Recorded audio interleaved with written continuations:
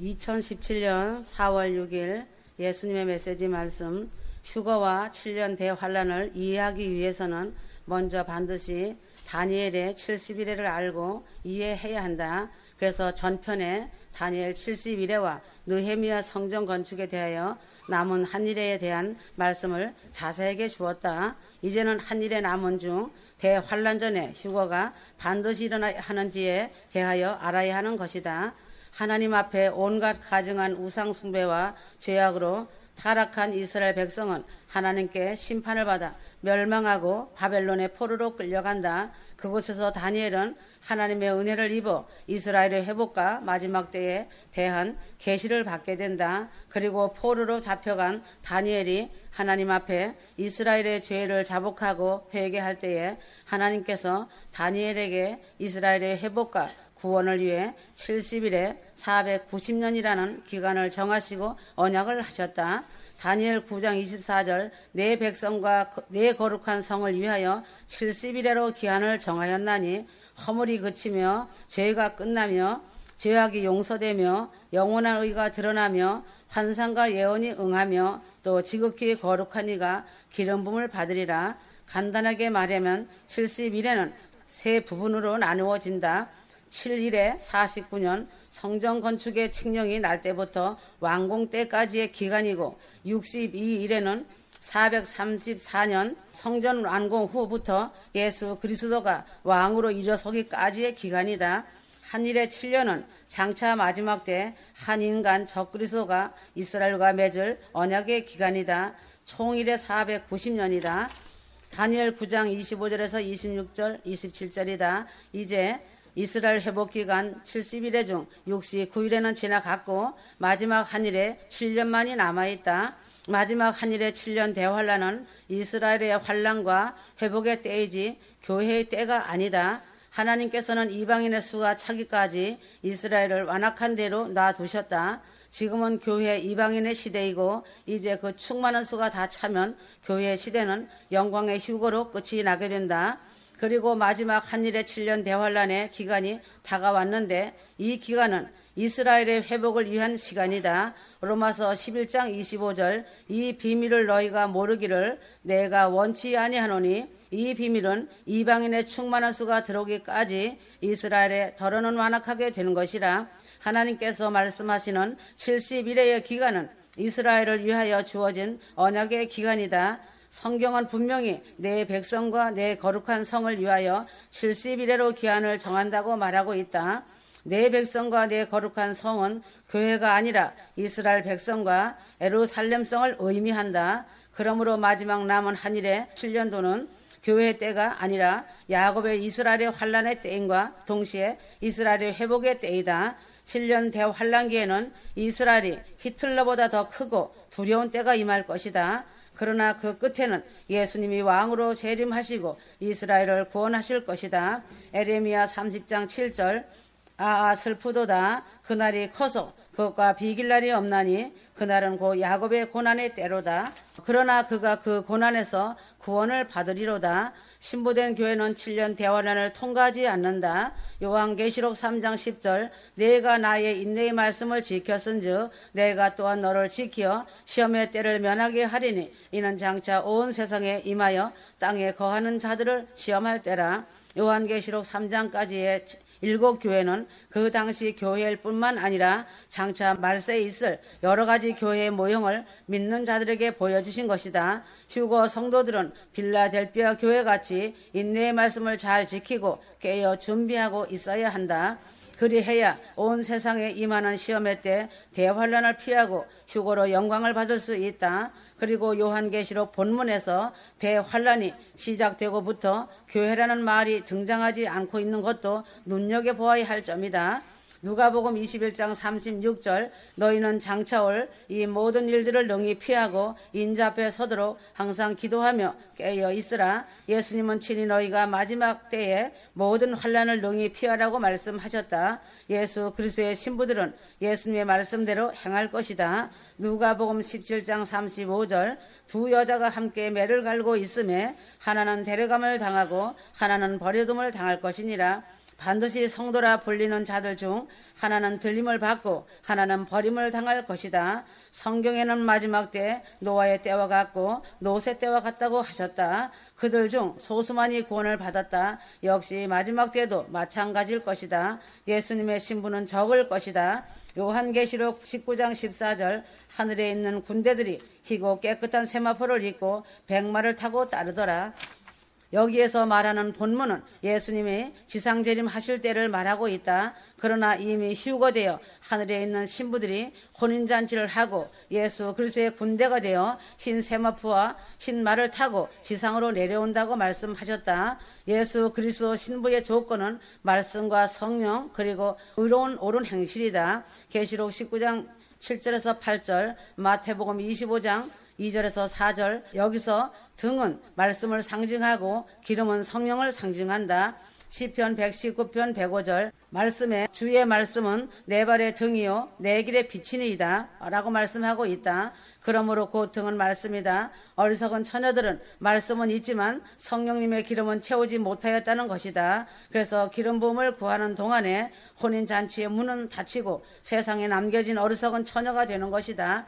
그러므로 휴거 성도들은 말씀과 성령으로 충만하게 채워져 있어야 할 것이다. 말씀 지식만 가지고는 예수님의 혼인잔치에 참여할 수 없다. 반드시 성령의 기름 부음을 받아야 한다. 늘 성령님과 교제하며 사랑의 친밀함으로 동행해야 한다. 휴거 후 세상에는 수많은 신자가 남겨질 것이고 적그리스도 통치하에 7년 대환란이 시작된다. 지구상에서 교회는 모두 파괴되고 사라지게 된다.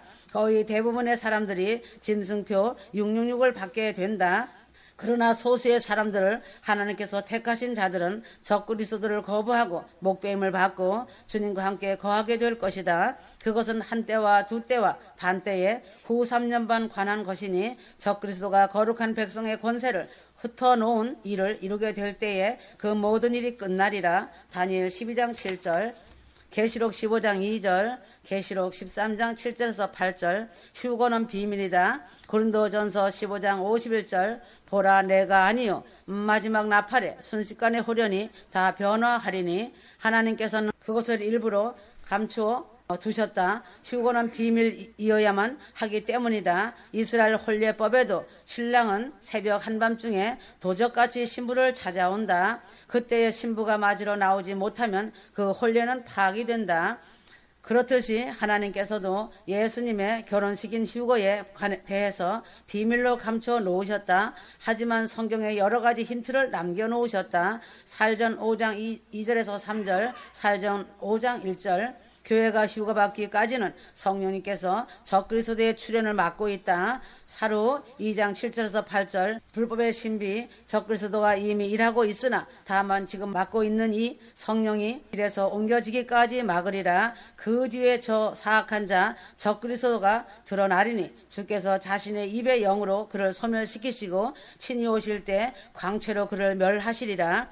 이 땅의 신부들이 휴거되고 성령님이 이 세상에서 떠나시면 그때야 비로소 적그리스도가 출현한다. 지금은 성령님이 온 세계에 운행하고 계신다. 그러므로 휴거 성도들과 교회와 예수님의 혼인식인 공중 강림 휴거와 유대인의 왕으로 오시는 7년 대환란 한 일의 끝에 지상 재림을 구별해야 한다. 마태복음 24장 3절이다. 이외의 구절을 자세히 보면 주께서 오시는 때의 표적과 세상 끝의 표적을 나누어 말하고 있다. 예수님의 답변도 역시 주께서 오시는 때 공중 강림 휴거와 세상 끝의 표적, 유대인에게 임하는 7년 대환란의 때를 나누어서 말씀하고 있다. 마태복음 24장 1절에서 14절까지는 재난의 시작을 말씀하시면서 공중 강림하실 때까지의 징조를 말씀하고 있다. 그런데 15절부터는 갑자기 멸망에 가증한 것이 거룩한 곳에 선 것을 보거든 이라고 말씀하시면서 7년 대환란 한 일의 기간 중 3년 반 때에 적그리스도가 이스라엘을 핍박하는 장면을 말씀하신다.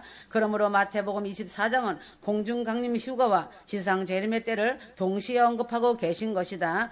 하나님께서 이스라엘의 구원 70일에와 교회인 이방인의 큰 구원 휴거를 나누어 다루고 계시듯이 휴거 성도들의 성경 속에 종말에 관한 많은 구절들에 대해서 공중 강림의 때와 지상 강림의 때를 구별하여 보아야 할 것이다. 휴거는 알지 못하는 때에 올 것이다. 그 시기는 어느 정도 가늠할 수 있어도 그 정확한 때와 시간은 확정할 수 없다. 하나님 아버지의 고유 권한이기 때문이다. 7년 대환란은 적그리스도가 이스라엘과 7년 조약 한일회를 맺은 그때부터 시작된다.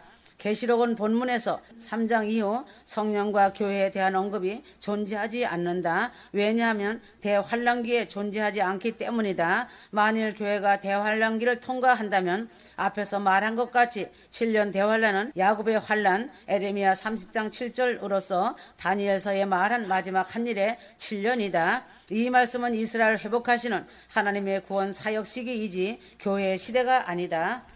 또한 예수님과 신부 혼인잔치 기간이다. 물론 휴거 후 남겨진 성도들 중 소수는 하나님의 은혜를 입어 목배임을 받고 순교하여 구원받는다. 요한계시록 19장 14절에 대환란 끝에 왕으로 오시는 예수님과 그 신부들이 흰 세마포를 입고 백마를 타고 같이 세상에서 내려오는 장면이 있다. 유대인들의 혼인 전통에서도 신랑이 신부를 한밤중에 도적같이 찾아온 뒤 7일간 예비한 곳에 머물고 하나가 된다. 그 후 신랑과 신부는 그 방에서 나와 만인들에게 자신들을 알리게 된다. 하나님께서는 예수님과 신부된 교회의 결혼식을 유대인들의 결혼 풍습을 통해서 휴거 신부들에게 보여주시고 계신다. 성경에 보면 하나님께서 이리를 1년으로 보시는 구절이 나오고 있다. 에스겔 4장 6절 7년 대환란 기간 7년 동안 하늘에서는 예수님과 신부의 혼인 예식이 있다. 그리고 예수님과 같이 내려와서 온 열방에게 보이게 될 것이다. 휴거 신부들은 이 영광에 참여해야 한다. 성경은 마지막 때가 노아와 롯의 때와 같을 것이라고 하셨다. 노아와 롯은 하나님의 무서운 진노를 피할 수 있었다. 진노 가운데 있다가 피한 것이 아니라 처음부터 진노를 피한 것이다. 그러므로 성경의 많은 부분에서 시험의 때와 환난을 면할 수 있도록 피하라고 경고하고 있다. 베드로후서 2장 9절 주께서 하나님을 따르는 자들은 시험들에서 건질 줄 아시고 또 불의한 자들은 심판의 날까지 예비해 두사 벌할 줄 아시되 하였다. 그러므로 휴거 성도들은 에녹처럼 하나님과 동행하며 주님 앞에 정결하고 거룩한 삶으로 자신을 준비해야 한다. 고린도전서 15장 9절 나는 사도 중에 지극히 작은 자라 내가 하나님의 교회를 핍박하였으므로 사도라 칭함을 받기에 감당치 못할 자로다. 사도 바울은 거듭나기 전에 사울이라 불렀다. 사울이란 큰 자란 뜻이다. 예수님의 특별한 부르심으로 거듭나서 사울을 바울이라 불렀다. 바울이란 작은 자란 뜻이다. 거듭난 바울의 생애는 지극히 작은 자, 지극히 작은 자보다 더 작은 자로 사는 신앙의 자세로 작아지고 낮아지는 겸손이었다. 세상 사람들의 삶은 육신에 속하여 사는 자들은 높아지기를 원한다. 세상 사람들의 욕심은 많아져도 만족할 줄을 모른다. 세상 사람들의 탐욕과 명예는 그칠 줄을 모른다. 그러나 예수님을 만난 자들은 천국을 소망하며 세상을 버리기를 원하며 작아지기 시작한다. 지극히 높으신 하나님께 가까이 가는 것은 자신은 지극히 작다고 모든 성도 중에 지극히 작은 자보다 더 작은 자신을 발견하게 하는 은혜를 주신 것은 측량할 수 없는 그리스도의 풍성이라. 에베소서 3장 8절 모든 성도 중에 지극히 작은 자보다 더 작은 나에게 이 은혜를 주신 것은 측량할 수 없는 그리스도의 풍성을 이방인에게 전하게 하시고 하였다. 예수님의 칭찬이 어디에 있다고 생각할 수 있는가이다. 많이 가진 자, 큰 것, 넓은 것이 아니다. 많이 있다고 칭찬이 될 수 없다. 크다고 하여 잘했다고 하지 않는다. 넓은 문으로 간다고 천국이 아니다. 착하고 충성된 종은 작은 일에 충성한 자이다. 5달란트 받은 자나 2달란트 받은 자나 1달란트 받은 자나 예수님의 칭찬은 적은 일에 충성한 것을 보시고 많은 것을 맡길 수 있고 주인의 즐거움에 참여할 수 있다는 것이다. 마태복음 25장 23절 그 주인이 이르되 잘하였도다. 착하고 충성된 종아 내가 작은 일에 충성하였음에 내가 많은 것으로 내게 맡기리니 내 주인의 즐거움에 참여할지어다. 예수님은 높은 보좌를 버리시고 지극히 낮은 데로 임하셨다. 예수께서 임하신 것은 왕의 궁궐이 아니다. 섬김을 받으려고 오신 것이 아니라 섬기려고 지극히 낮은 데로 작은 마을 베들레헴 마구간 말구 위에 누우셨다. 베들레헴 에브라다야 너는 유다 족속 중에 작을지라도 이스라엘을 다스릴 자가 내게서 내게로 나올 것이라. 그의 근본은 상고의 태초에니라. 미가서 5장 2절 자신이 작아지면 작아질수록 예수님이 보인다. 자신이 커지고 커질수록 예수님이 안 보인다. 자신이 세상에서 커지고 소유가 많아지고 자신이 거할 곳이 많아지면 세상 영광을 다 누리고 사는 것이다. 세상 영광 다 누리고 살다가 예수님 앞에 설 때에 예수께서 자신을 모른다고 하면 그때 어떻게 할 것인가? 예수님 앞에 설 때에 가장 겁나고 두려운 말씀은 내가 너를 도무지 모르겠다 이다.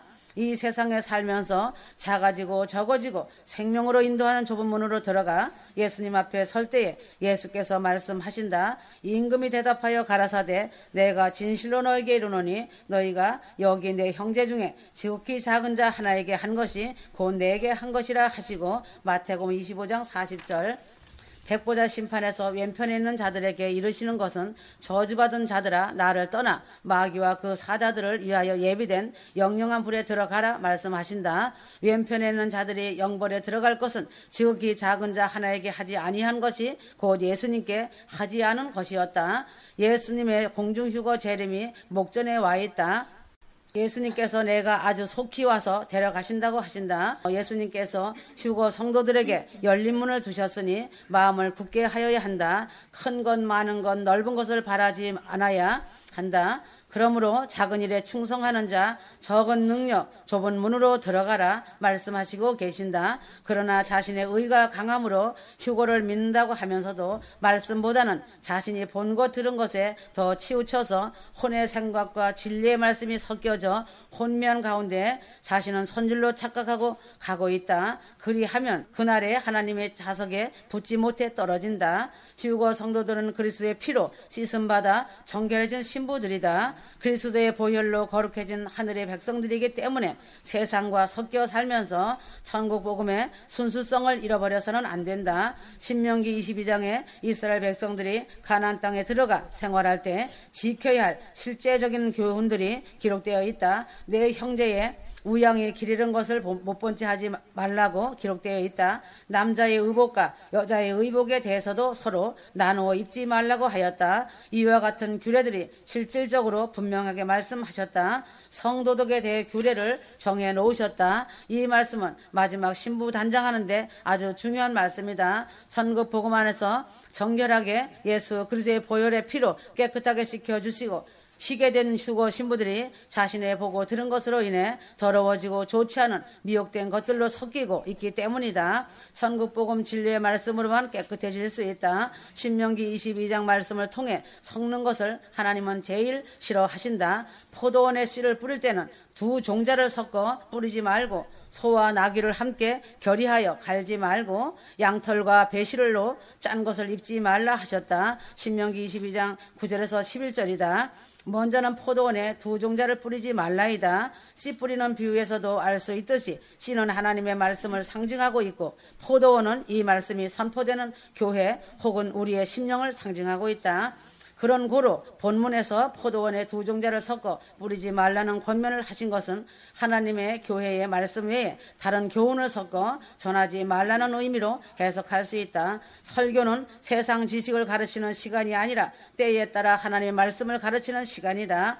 세상 헛된 철학을 가르쳐서는 안 된다. 마태복음 13장 씨 뿌리는 비유에서 예수님은 좋은 씨를 제밭에 뿌린 사람과 같으니 사람들이 잘 때 그 원수가 와서 곡식 가운데 가라지를 덧뿌리고 갔다. 마태복음 13장 24절에서 25절 말씀하셨다. 말씀만 뿌려져야 할 밭에 원수인 사단 마귀가 세상 철학이라는 가라지를 뿌리고 갔다는 말씀이다. 교회 안의 율법주의, 형통복음, 뉴에이지, 신사도 운동, 철학 등등 아무리 그럴듯해도 가라지는 결단코 열매를 맺지 못하는 것을 알아야 한다. 하나님의 말씀만이 자신의 믿음을 자라게 하고 꽃을 피우고 열매를 맺을 수 있다. 사도 바울은 디모데에게 망령되고 허탄한 신화를 버리라 명령하였다. 디모데전서 4장 7절 지금의 때는 마지막 종말 휴거와 심판의 때이다. 주의 종은 마땅히 이때에 맞는 말씀만 가르쳐야 한다는 것이다. 휴거 성도의 심령밭에는 말씀만 깊이 뿌려져 있어야 한다. 천국 말씀이 뿌려질 때 비로소 새 생명의 역사가 나타날 수 있다. 새 생명이 마음속에 깊이 뿌려진 자는 생명의 열매가 맺힐 수밖에 없고 모든 환경과 삶이 열리고 풀리는 역사가 일어난다.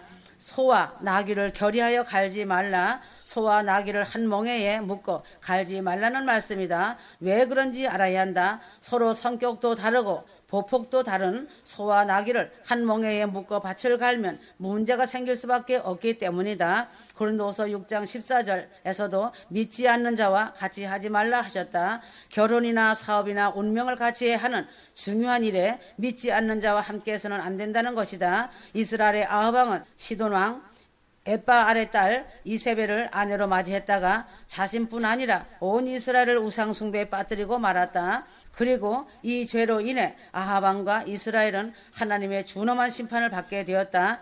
불의한 자와 멍에를 함께 하였다가 결국 멸망의 길을 간 것이다. 시편 1편에서도 복 있는 사람은 악인의 길을 쫓지 아니하며 죄인의 길에 서지 아니하며 오만한 자의 자리에 앉지 아니한다. 이처럼 불의한 자와 멍에를 함께하지 않는 것이 복된 삶이라는 것이다. 믿지 않는 자와 멍에를 같이 하지 말라 하신 또 다른 이유는 멍에를 함께 메고 있다가 한 사람이 주저앉아 버리면 더 이상 길을 갈 수 없기 때문이다. 자신이 믿음의 길, 사명의 길을 가고 싶어도 함께 멍에를 맨 남편과 아내가 도와주지 않으면 이 길을 갈 수 없는 것이다. 그래서 자신이 가는 믿음의 길, 사명의 길을 이해하지 못하는 사람과 함께 멍에를 매지 말라 하신 것이다. 양털과 배실로 섞어 짜는 것을 입지 말라 하셨다. 양털과 배실로 섞어 짠 옷을 입지 말라 하신 것은 성도들의 이중적인 생활 혹은 이중적인 생활을 금하신 규례라 할 수 있다. 교회에서 믿음 좋은 장로, 권사, 직분자들이 세상에서는 악덕 기업주, 악덕 장사꾼으로 좋지 않은 소리를 듣는 경우가 있다. 교회에서는 인자한 목사가 가정에서 폭력을 휘두르는 경우도 심심치 않게 본다. 교회 안에서의 행실과 교회 밖에서의 행실이 다른 이중적인 삶을 살아가는 사람들이 있다는 것이다. 이러한 모습이 하나님이 아주 미워하시는 것이다. 그러므로 양털과 배실로 짠 것을 입지 말라 하시는 것이다. 한결같은 삶의 모습을 가져야 한다는 것이다. 하나님은 이중인격을 아주 싫어하신다. 그러므로 교회 안에서의 생활과 교회 밖에서의 생활이 다른 이중적인 행실은 하나님이 미워하시는 것이라고 하셨다. 북한은 삽시간에 서울을 침략할 것이다. 북한이 타격할 수 있는 초일기다. 매우 위급하다. 한반도 역사 이래 최대의 위기에 대비해야 한다. 휴거 신부들은 깨어 있어야 한다. 어느 시간이 될 것이다. 다 왔다. 아멘.